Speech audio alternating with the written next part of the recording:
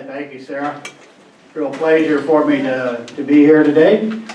And the Beginning Farmer Center is a program of Iowa State University, specifically Extension and Outreach. A lot of you know it as just Extension, that's what we call it, but Extension and Outreach, and particularly the part of Extension that is part of the College of Agriculture and Life Sciences. So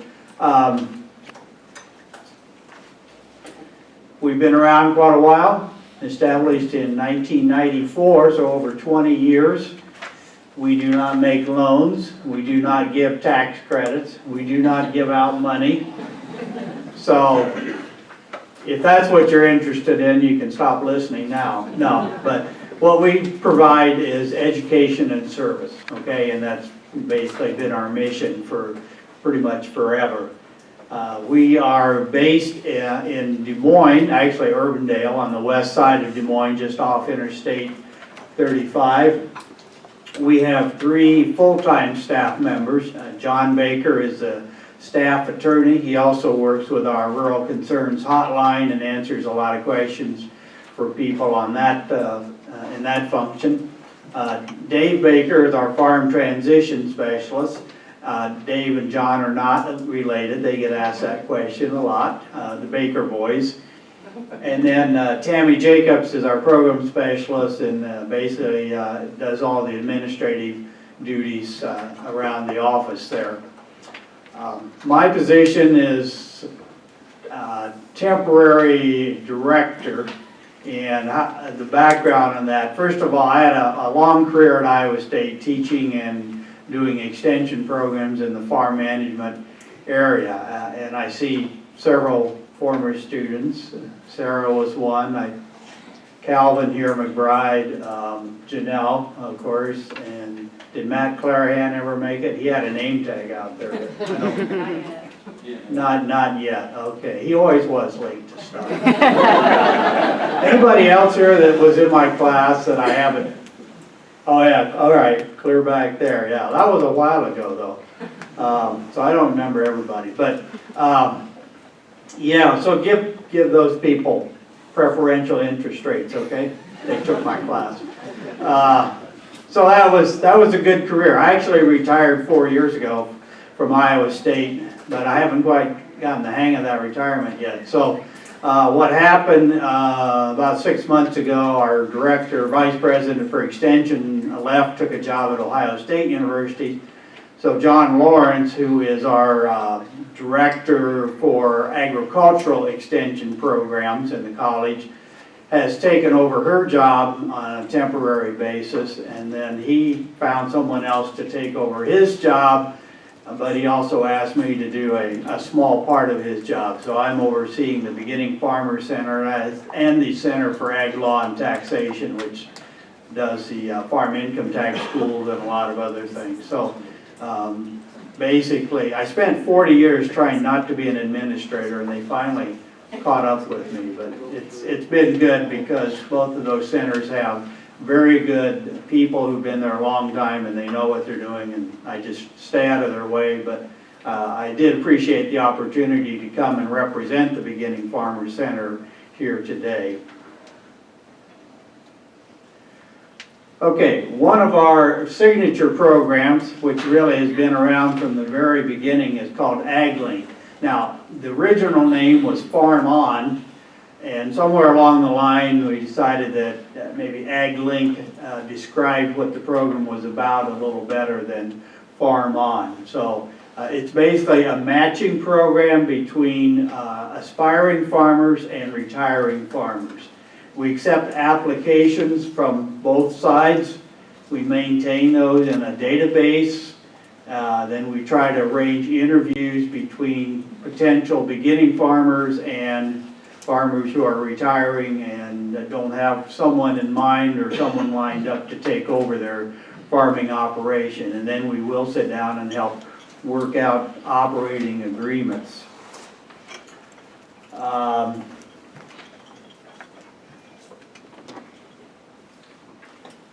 This sounds a little bit like farmersonly.com, right? You all know what that is, evidently. Yeah.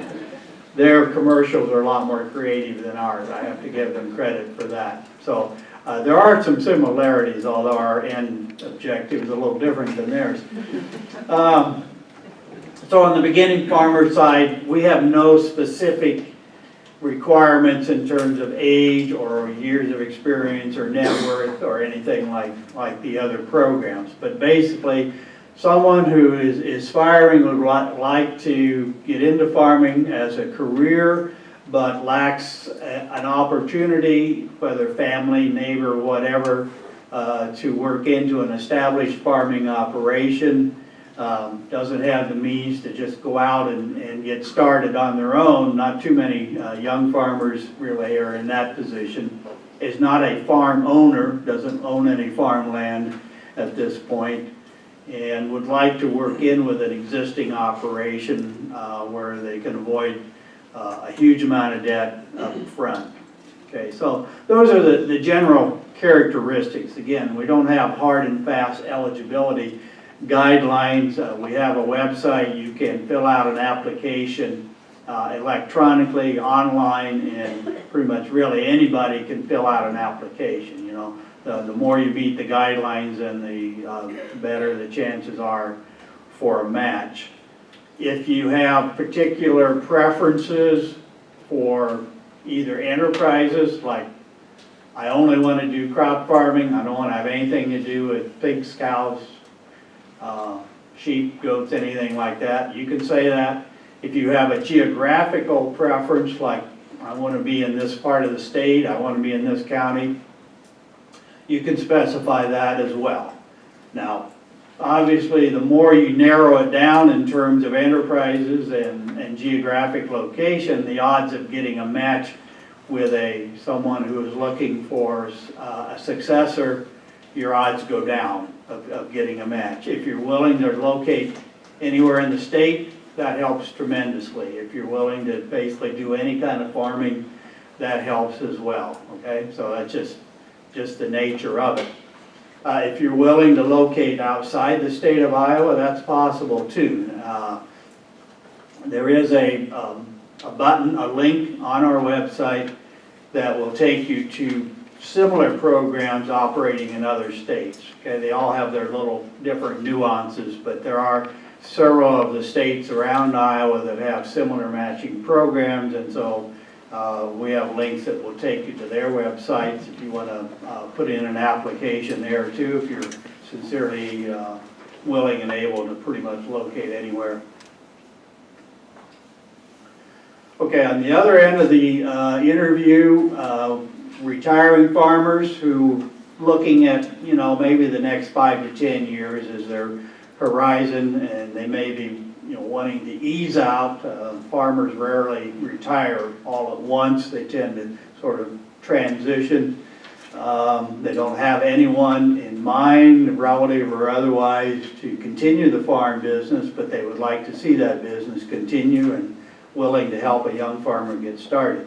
One of the things that we've recognized that an ongoing farming operation is worth more than the sum of its parts, okay? You can look at all the assets on the balance sheet.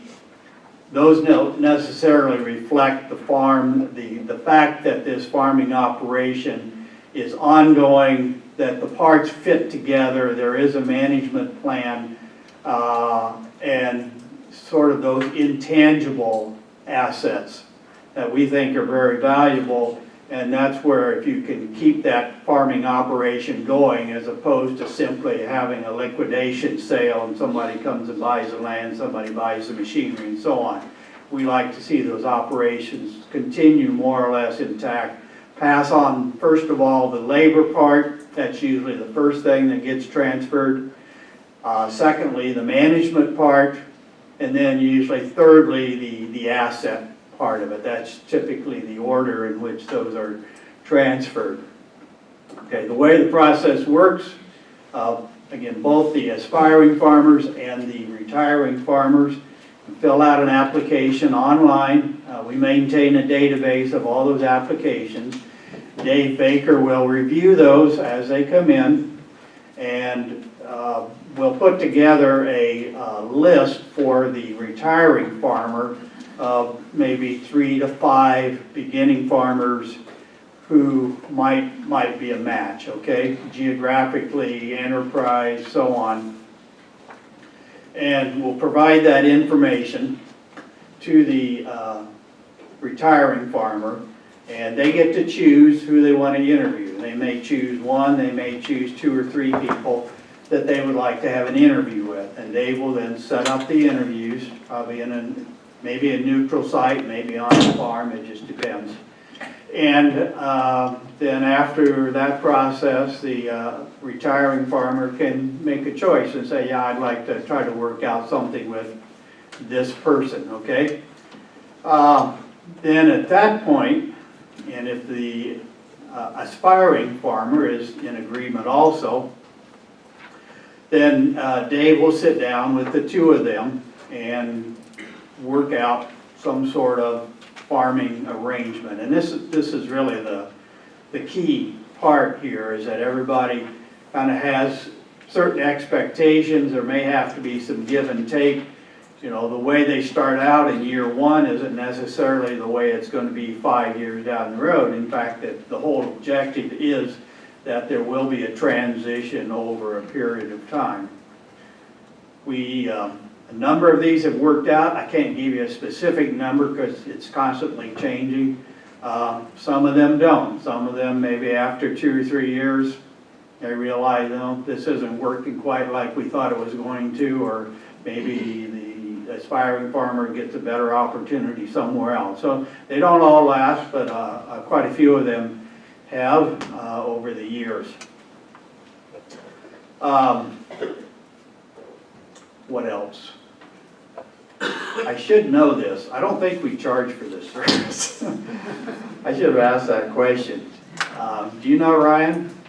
I don't know because I'm not Dave. But, yeah, you're not Dave. The ones I have dealt with in this area, no, as far as I know, they haven't. Yeah. The reason I'm unsure is that it goes back and forth depending on our funding, okay?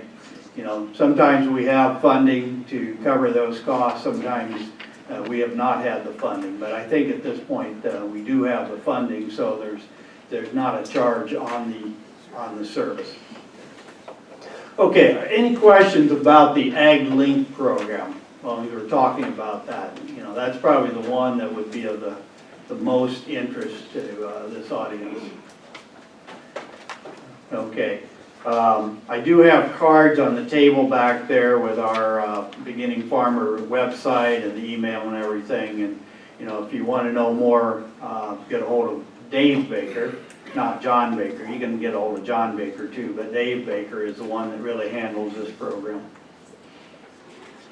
Okay, something that's new within the last couple of years, we call it a Start to Farm network. It's actually a series of groups of young and beginning farmers, local groups. This is an educational activity, and we focus on both production information and business skills. These have been led primarily by our extension livestock field specialists around the state and our extension farm management field specialists. These groups typically meet several times a year. Some of them do farm tours, visit each other's farms. The agenda of the program is very flexible, and really the group and the leaders sit down together and basically say, hey, these are the topics that we're interested in, these are some of the things we'd like to do, and the group leaders will try to set those up accordingly. So there's no set curriculum necessarily or set program. We have groups that are in this area of the state. I think there are like 16 or so of these groups all over the state, but the ones that are close by, there are actually 2 beef interest groups. One is in Tama, Benton, Buchanan, and Blackhawk County. Denise Schwab, who is our beef production specialist in this part of the state, heads up that one. She also has another group, beef for women beef producers, particularly. That's in Jones, Jackson, and Clinton. Clinton County, so that little more the east central end of the state. So she has those two beef interest groups. We have a group for commercial horticulture people. This is not home gardens. These are people that are in it as a business. That's actually centered right here in Johnson County, Lynn, and Washington counties. Patrick O'Malley, who's our extension horticulturalist, leads that group. We have a dairy interest group which operates statewide. Jen Bentley from up in Decorah is the state leader for that, and I think a lot of their interactions are electronically. Okay, they don't necessarily all meet physically together. We have a couple of diverse, which basically means what they have in common is they're young and beginning farmers, but the enterprises can be anything. There's one centered out of Washington County and the surrounding counties around Washington, and then there's one that's centered out of Wapello and the surrounding counties. And I'm going to ask Ryan Droletti, who's our farm management field specialist based in Johnson County here, to talk a little bit more about these groups, particularly the Washington one. He's also one of the leaders of that one. So the beef group in Tama and Benton County, can you hear me okay? The Tama group in Benton County, we've met several times. We don't have any dates set up right now for our next one. The Washington group, some of you are in that group, right? Ah, there's Cody. I know I saw him somewhere. The next meeting for the Washington group is actually on August 28th. We've got Chad Hart coming in and doing his condensed grain marketing class in one night with the simulation, and we'll use that for the next few times. We've gone and visited cover crops. We've had Kelvin Leibold come in and talk about succession planning. We've had me talk about balance sheets. We've had Janelle talk about balance sheets. We've had a lot of fun in that group. We generally have about 20 that show up on a regular basis to Washington. The beef group in Clinton County, sorry, it's women only. We've gone and done balance sheets. We've had the vet school come out with Frosty the cow and done. Some of you laugh. No, we had Frosty the cow show up in Jones County one night, and we did 4-H and FFA in the afternoon, the women's group at night. It was all on calving difficulties. Frosty the cow is a life-size dairy cow, and it's plastic, and the vet's going to come out and teach you all about calving and calving difficulties, and they lube up a calf and throw it inside, and you get to reach in with the glove and pull it out. So, it was a lot of fun, let me tell you. It was. I'm a dairy guy, and it was a lot of fun. I learned things, even though I've had a lot of opportunities with calving. I learned new things, but that's the example of the different things that we do in these groups. It can be anything from bringing in Frosty to learn calving difficulties to going over balance sheets. And they're a lot of fun, even going over cover crops. So if you have, if you're interested in any one of those groups, you can contact me and I'll get you in contact with the right person. I think also on the Beginning Farmer website, there are links as well to who's in charge. So. All right. Thank you very much, Ryan.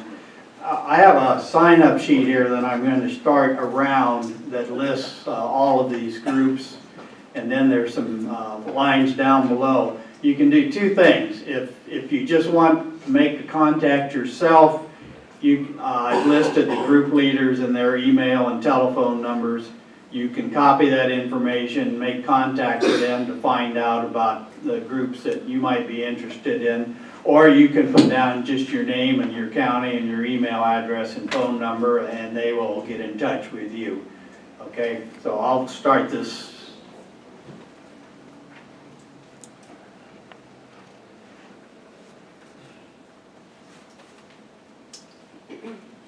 And if you have interest, we can start more of these groups, particularly in the, say, this winter after harvest and so on. So if you have a few people you think that might be kind of a core group, get a hold of your county extension office and they can put you in touch with the regional specialists. And you know, sometimes I think when you're a young farmer out there, you think, gosh, everybody else in this county is over 50 years old. Well, that's not necessarily true, but you may have to kind of look hard sometimes to find peers that are more in your generation. Okay, a few other things that the Beginning Farmer Center does. We sponsor the Beginning Farmer Network, which is actually a student organization at Iowa State University. I don't know, were you in that, Calvin? I don't know if anybody here was in that. It is for Iowa State students. It's a student club, and for students that are interested in farming as a career. They meet monthly. They have speakers come in on different topics that would be of interest to beginning farmers. And then they have a conference every year, usually in February or March, where they one-day meeting where they bring in a lot of outside speakers and invite not only students on campus, but students or young people from off campus too. This is Bill Northey, Secretary of Ag, addressing that conference here a year or two ago. Okay. Another event that's at Iowa State University, but not exclusively for Iowa State students, is a Returning to the Farm seminar. And this is a workshop for students who will be graduating soon and are pretty sure they're going to be going back to the family farm and the family that they're intending to farm with. Could be parents, could be grandparents, might be an uncle or an aunt, whatever the situation is. We do this on 2 weekends. Usually it's Friday afternoon and then Saturday morning, one weekend in January and then another weekend in February. And we spend a lot of time sitting down talking about how is this arrangement going to work out. You just don't show up with your diploma in the hand and say, hey, I'm a farmer now, give me the keys. We talk a lot about business planning. We talk about communication, intergenerational communication in particular, income tax planning on both sides, organizing the farm, you know, what do we put down in writing, asset transfer, are we ready for that yet? Machinery is usually the first thing people think about. There's some tax implications for that. So we look at different ways to work that out. And really every agreement has to be pretty much custom tailored to the situation. College credit is available if the student writes a paper based on these seminars. Basically, it's a business plan for the farm once that student, he or she, becomes part of the farming operation. If you finish that and it's acceptable, you can get 2 college credits. We do accept non-Iowa State students. We've had some community college students who have participated in this also. Most of them are Iowa State students though. Okay, so that's Returning to the Farm seminar. Preserving Your Legacy is an electronic newsletter. This started about 6 months ago. This is really aimed at older farmers who are transitioning out or thinking about transitioning out and have a lot of questions. Each quarter, every 3 months, you get an email basically, and in that email there are links to 2-3 page articles on different topics. There's one about transferring the farm business, kind of the nuts and bolts of asset transfer, making the transition work, which is more of an organizational and communication thing, farm business arrangements, partnerships, LLCs, corporations, and then finally estate planning concerns. So there'll be a different article each 3 months that are linked to in this newsletter. If you want to subscribe, go to the Beginning Farmer newsletter. There's a tab right there on the front page that you can subscribe. We do not use your email address for anything else other than this newsletter. You will not get a spam every day or anything like that, we promise you. Okay, Growing Iowa Farmers is a little more in-depth series of meetings for people who want to try something different. Now, this is not specific or exclusive to beginning farmers. This could be anybody, but somebody that wants to try a new enterprise. You know, hey, I saw something at a farmer's market or somewhere, I think I could do that, you know, a specialty crop or a niche marketing opportunity, perhaps. Something out of the ordinary. So basically, we go through 3 sessions and help develop first a production plan. How are you going to grow this product?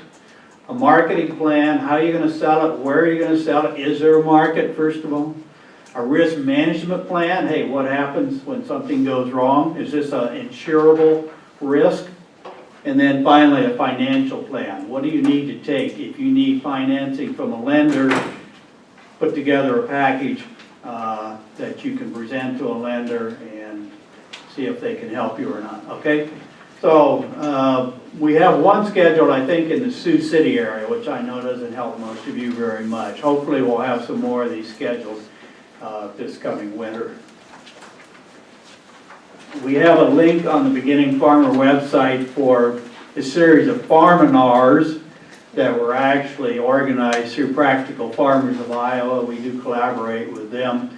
These are archived. These have already taken place, but you can see the different topics there. So on our website, there's a link to these seminars that are archived. You can watch those at your leisure. We do a lot of individual consultations. Again, Dave Baker is our farm transition specialist. He is available to go anywhere in the state. He travels a lot. Sit down at the kitchen table with you. If it's an operating agreement, a multi-generation operating agreement, kind of writing down whether it's job descriptions, lines of communication, or actually getting into transferring of assets and maybe basics of estate planning, what to do before you go meet with the attorney. So he'll help you budget out some alternatives. We also have several what we call farm financial consultants around the state. Ryan's wife, Sarah, is one of those. Jim Dane, who was here earlier, he had to leave, is here near Iowa City, has been one of those for a number of years.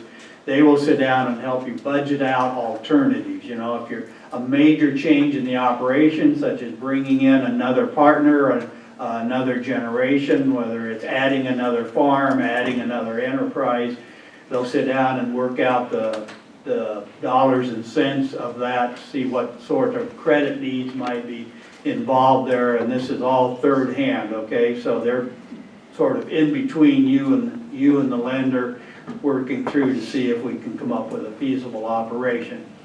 And frankly, we also help budget out ones that are going in the opposite direction, that are maybe looking at having to liquidate some assets or shed some enterprises in order to remain financially viable. Okay, our partners, we have a lot of partners. These are some of the major ones: the Iowa Bankers Association, Veterans in Agriculture. If you're a veteran or if you're in the Guard or the reserves, there is an organization called Veterans in Agriculture. There are some cards on the back table for them. They also have some educational programs, or will help put veterans in contact with groups that can help them. They are actually located in the same office building as our Beginning Farmer Center. Practical Farmers of Iowa, we work with them a lot. Lutheran Services of Iowa have helped financially support our Beginning Farmer programs over the years. The Iowa Coalition, we have a speaker, right, I think this afternoon, from the Iowa Coalition to support Iowa farmers. And of course, all of the lenders across the state have been very helpful to us. So there's contact information. Again, there are cards on the back table that have this information too. Be glad to try to answer any questions over the noon hour, or you can get on the website there and get a lot of extra information. So any quick, I know I'm standing between you and lunch, so I won't drag this out, but are any questions I could answer right now? Yes? Well, I don't have a question. I'm wondering if I could plug an Annie's Project event for beginning farmers. By all means. Okay, so I work for the Women Food and Agriculture Network, and we are partnering with Extension and Outreach's Annie's Project. If you're not familiar with that, it's an educational program particularly for women. I don't have specific details, unfortunately. It's going to be coming up in February. It's going to be around business planning. So if you keep your eyes out for that on the Annie's Project website or wfan.org, our calendar, or you can let me know what your contact information is, and I can keep you posted on that. Okay, Annie's Project is a great program. It's been in Iowa for quite a few years and specifically aimed at women farmers, women landowners, farm partners, where you can come in and basically you have a lot, talk about what you have in common. Okay. All right, I'll turn it back to who's going to talk about lunch. Okay. What you've all been waiting for. Thank you.